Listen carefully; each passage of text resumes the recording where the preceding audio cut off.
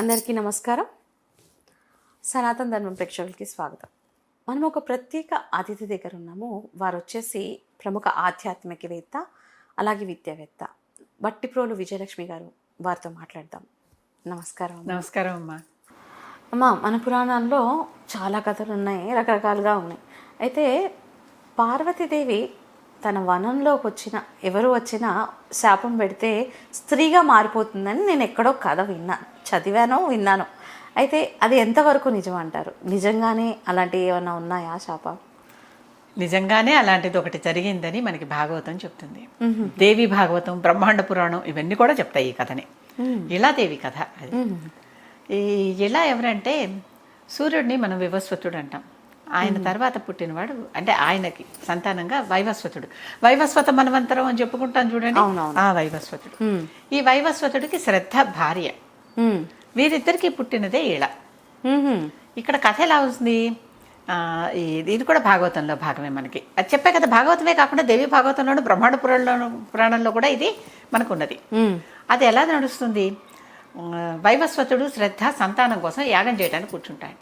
వశిష్ఠుడు బ్రహ్మ, వశిష్ఠుడు ఆధ్వర్యంలో యాగం నడుస్తుంది. అంతా తనే చేయడు కదా, తన శిష్యుల్ని కూడా కూర్చోబెట్టి చేయిస్తున్నాడు. ఈయనేమో వశిష్ఠుడికి వైవస్వతుడు నాకు కొడుకు కావాలని యాగం చెయ్యి అని చెప్పాడు. శ్రద్ధాదేవికి ఏమో కూతురు కావాలనుంది. అసలు ముందర నుంచి భార్యాభర్త ఒక ట్రాక్ మీద వెళ్ళకపోతే ఏం జరుగుతుందో ఈ కథ చెప్తుంది మనకి. ఎప్పుడు కూడా ఇద్దరు కలిసి నడవాలి. బండికి 2 చక్రాలు అనుకున్నాం కదా, ఆ చక్రం అటు ఈ చక్రం ఇటు వెళ్తే ఏమవుతుంది? ఈవిడ కూతురు కావాలనుండి ఈ పక్కన పురోహితులు శిష్యులు ఉన్నారు కదా, వాళ్ళకేమో మీరు యాగం చేసేప్పుడు కూతురు కావాలని చేయండి అని చెప్పింది. ఆయనేమో కొడుకు కావాలని చేస్తున్నాడు, ఈయనేమో ఈవిడేమో కూతురు కావాలని చేస్తుంది. సరే యాగం అయిపోయింది. యాగం అయిపోయాక వీళ్ళకి సంతానం కలిగితే ఆడపిల్ల పుట్టింది. ఆడపిల్ల పుట్టేసరికి వైవస్వతుడికి వశిష్ఠుడిని పిలిచి, కొడుకుని కదా కావాలని చేశాం యాగం, అడిగితే ఆయన గ్రహించాడు. జరిగింది గ్రహించి, ఇది సంగతి, నా శిష్యుల చేత శ్రద్ధాదేవి కూతురు కావాలని చేయించింది, నువ్వేమో కొడుకు కావాలని చేయించావు. ఈ ఇద్దరు చెరో కోరిక కోరుకోవటం వల్ల కూతురు పుట్టింది. సరే, ఇప్పుడు ఈ కూతురుని నీకు కొడుకు కావాలనుంది కనుక శివుడి సహాయంతో, మహాదేవుడు సహాయంతో నేను పురుషుడుగా మారుస్తాను అన్నాడు.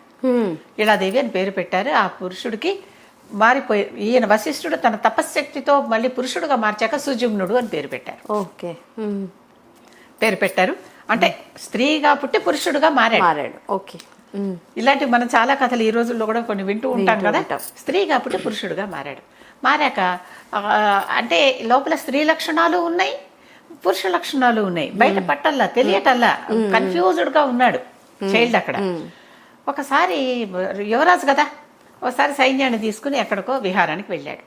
వెళితే అక్కడ కుమారవనం అని ఒక వనం, ఆ వనంలో తెలియక వెళ్ళారు. అక్కడ కుమారవనంలో శివపార్వతులు విహరిస్తారు అని పేరు.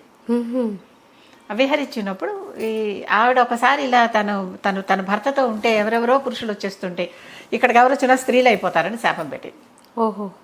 దాంతో ఈ ఇలా బృందం అంతా స్త్రీలు అయిపోయారు. అంటే సుజుమ్నుడు వెళ్ళినవాడు స్త్రీ అయిపోయాడు. స్త్రీగా పుట్టాడు, పురుషుడుగా మారాడు శివుడి సహాయంతో, అంటే వశిష్ఠుడు తపశ్శక్తితో. మళ్ళీ తిరిగి కుమారవనంలో గాలి పెట్టంగానే స్త్రీ అయిపోయాడు. ఇప్పుడు రాజ్యానికి వెళ్ళలేడు. అక్కడేమో అందరికి మగపిల్లవాడిగానే పరిచయం. పుట్టింది ఎలాగా అనేది తల్లిదండ్రులకు తప్ప వశిష్ఠుడికి తప్ప అందరికీ తెలియదు. మగపిల్లవాడిగానే పెంచారు. ఈ పిల్లవాడిని పెంచటం తపశక్తితో, తర్వాత తన కొంత తపశక్తి ధారపోసి పురుషుడుగా మార్చినప్పటికీ మగపిల్లవాడిగా, ఆడపిల్లగా పుట్టినా మగపిల్లవాడిగానే డేవన్ నుంచి పెంచారు. ఇక్కడేమో ఈవిడ మళ్ళీ ఇళాదేవి అయిపోయింది. ఈ ఇళాదేవి అయిపోయాక ఏం చేయాలో కాసేపు తెలియలే. ఈవిడ ఇలాగా ఉన్నప్పుడు బుధుడు అంటే ఎవరు? చంద్రుడికి తారకి పుట్టిన పుత్రుడు బుధుడు. బుధ గ్రహం అంటే ఆ బుధుడు మోహించాడు. మోహించేసరికి వీళ్ళిద్దరు కొన్నాళ్ళు సంసారం చేశారు. పురూరవుడని కొడుకు పుట్టాడు. ఎలా జరుగుతున్నదో కథ తమాషాగా చూడండి. పురూరవుడు అనే కొడుకు పుట్టాడు. ఈ పురూరవుడే కురువంశానికి ఆది పురుషుడు. చంద్రవంశం అంటారు. అంటే చంద్రుడు కొడుకు బుధుడు, బుధుడు కొడుకు పురూరవుడు, పురూరవుడు తర్వాత ఈ చంద్రవంశం ఇలా భూలోకంలో ప్రారంభమైంది. అంటే కురు పాండవులు అంటున్నామే, పాండవులు అనకూడదు, ధార్తరాష్ట్ర పాండవులు అనాలి, లేదా కౌరవులు అందరూ, అంతే కదా, కురువంశం వాళ్ళు కదా ఎవరైనా. ఆ కురువంశం ఇక్కడి నుంచి ప్రారంభమైంది. చంద్రవంశం అంటాం దాన్ని. చంద్రవంశం ప్రారంభమైంది. పురూరవుడు ఊరసం చేసుకున్నాడు, అక్కడి నుంచి ఇవంతా నడిచింది ఈ కథ అంతా కింద.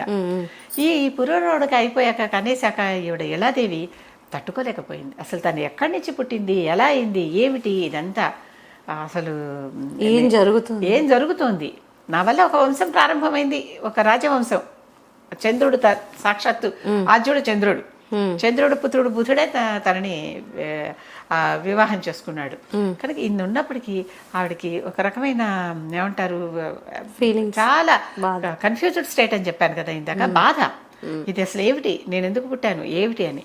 అక్కడి నుంచి ఆవిడ ఆ యలాదేవి మళ్ళీ అమ్మవారిని ధ్యానించడం మొదలుపెట్టింది. అప్పుడు మళ్ళీ అంటే అక్కడ అమ్మవారి శాపం అన్నారుగా, అప్పుడు మళ్ళీ వాళ్ళు వచ్చి శాపాన్ని కొంచెం మార్చి, ఒక నెల రోజులు పురుషుడుగా ఉంటావు, ఒక నెల రోజులు స్త్రీగా ఉంటావు అని మార్చారు. అంటే నెల రోజులు అక్కడ యువరాజు సుజుమ్నుడుగా ఉంటాడు, మళ్ళీ ఆ నెల రోజులు యలాదేవిగా ఉంటాడు. సరే ఎలాగో జరుగుతోంది పని. జరుగుతున్నప్పటికీ కూడా అంటే బయటకు మాత్రం పురుషుడుగానే కనిపించడం, లేకపోతే రాజ్యానికి పాలించడం, ఇవన్నీ ఇబ్బందులు ఉన్నాయి కొన్ని. అలా ఉంటున్నటువంటి ఇలా లోపల మాత్రం తపనుంది, అసలు ఏమిటి నాకు ఈ స్థితి, ఎందుకు నాకు ఇలాంటి స్థితి కలిగింది, నాకు ఎప్పుడు వీటన్నిటి నుంచి ముక్తి ఎప్పుడు, మోక్షం ఎప్పుడు, బాధపడుతూనే ఉంది. అప్పుడు ఆవిడ పూర్తిగా జగన్మాతని ఆరాధించింది అనమాట. ఆరాధించి మనకి దేవి భాగవతంలో కూడా ఇలాదేవి కృత స్తోత్రం అనే ఒక స్తోత్రం ఉంది, దేవి స్తోత్రం. ఆ స్తోత్రం చదువుకున్నది ఆవిడ. చదివి ఆ స్తోత్రంతో అమ్మవారిని ధ్యానించింది, పూజించింది. అప్పుడు అమ్మవారు వచ్చి పూర్తిగా మోక్షాన్ని ఇచ్చి తనతో పాటు తీసుకువెళ్ళింది అని కథ. దేవి భాగవతంలో అక్కడ కథ ఉంటుందని చెప్పాను కదా. బ్రహ్మాండ పురాణంలో లలిచుపాఖ్యానం దగ్గర ఈ కథ అంతా ఉంటుంది. ఇలాదేవి ఇలా వచ్చింది, ఇదంతా చక్కగా ఆ రకంగా అమ్మవారిని ఆశ్రయం పొందితే తప్పితే మనకి మోక్షం లేదు అనేది.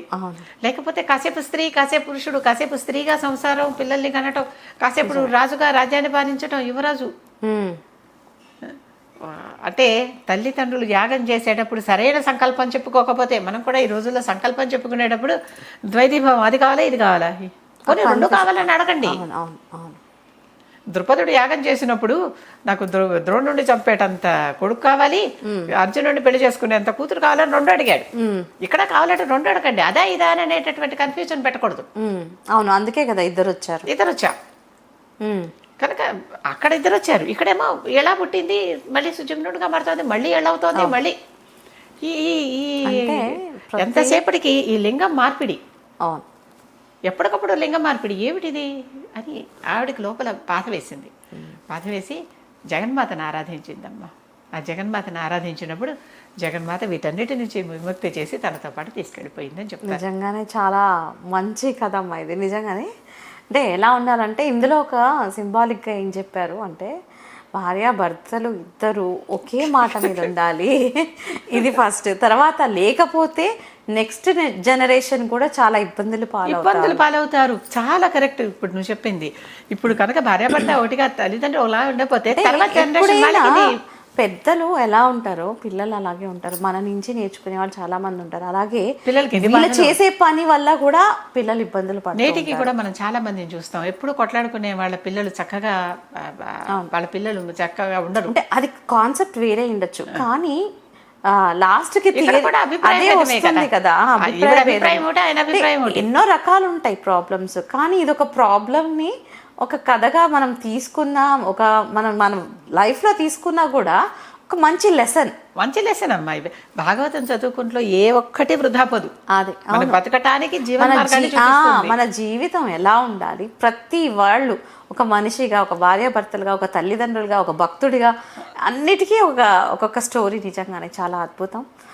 ధన్యవాదాలమ్మా. Thank you.